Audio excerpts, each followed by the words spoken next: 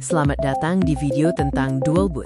Ini adalah cara cerdas untuk membiasakan diri dengan Linux sambil tetap bekerja dengan Windows. Apa itu Dual Boot? Dual Boot berarti menginstal dua sistem operasi berbeda pada satu mesin. Anda dapat memilih yang mana yang akan digunakan saat komputer dihidupkan. Contoh yang UMUM adalah Windows plus Linux atau Windows plus macOS. Bagaimana cara kerjanya? Hard disk atau SSD dibagi menjadi dua partisi terpisah.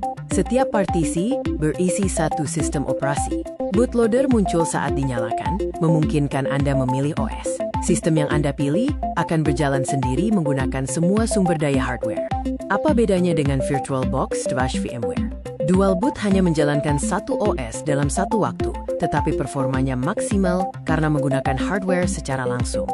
Virtual Machine menjalankan dua OS bersamaan, tetapi performa terbagi atau AGAK lambat.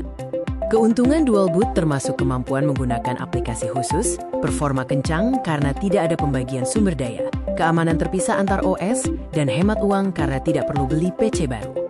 Contoh penggunaannya meliputi bekerja dengan Linux untuk coding atau server, dan beralih ke Windows untuk hiburan seperti bermain game atau mengedit video. Peringatan penting, wajib backup data sebelum instalasi untuk menghindari kehilangan data akibat salah partisi. Jangan install sembarangan, karena dapat menyebabkan bootloop. Anda juga memerlukan ruang kosong di hard disk minimal 20 GB hingga 50 GB untuk OS kedua. Sistem operasi mana yang harus diinstal lebih dulu? Urutan yang paling aman dan benar saat menginstal Windows, Mac OS, dan Linux adalah Windows, lalu Mac OS, dan terakhir Linux. Mengapa Windows harus dipasang pertama? Karena Windows itu dominan. Jika diinstal belakangan, ia cenderung menghapus bootloader OS lain.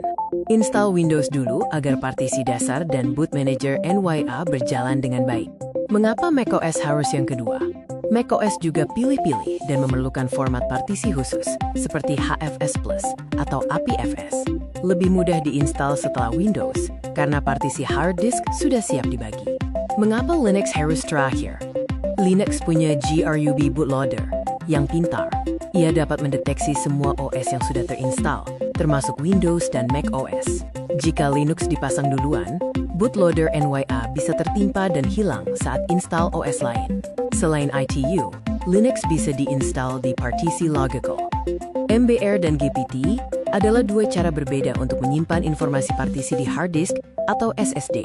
Singkatnya, ini adalah daftar isi atau peta yang memberitahu komputer lokasi data dan sistem operasi disimpan. MBR atau Master Boot Record adalah sistem lama/classic. Kelebihannya adalah kompatibel dengan semua Windows dan PC lama. Kekurangannya adalah maksimal hard disk hanya 2 TB dan maksimal 4 partisi primary. Data peta hanya disimpan di satu tempat, berisiko korupsi total. GPT atau GUID Partition Table adalah sistem baru/modern. Kelebihannya adalah mendukung hard disk ukuran sangat besar, hingga 128 partisi primary, dan lebih aman karena data peta disimpan di beberapa tempat. Wajib dipakai jika mode BIOS NYAUEFI. Kekurangannya, Windows 7 versi lama kurang support dan kadang tidak terbaca di komputer jadul. Kesimpulannya untuk instalasi Windows 10 11 menggunakan GPT dan mode UEFI untuk performa yang lebih cepat, aman, dan modern. Untuk Windows 7 atau masalah boot, biasanya menggunakan MBR dan mode legacy.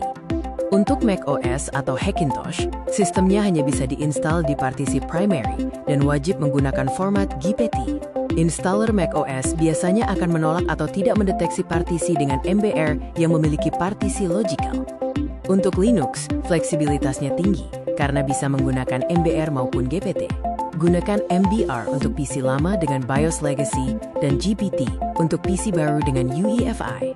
Catatan khusus untuk Linux, mode BIOS menggunakan MBR, sedangkan mode UEFI menggunakan GPT dan membutuhkan ASP dengan format FAT32.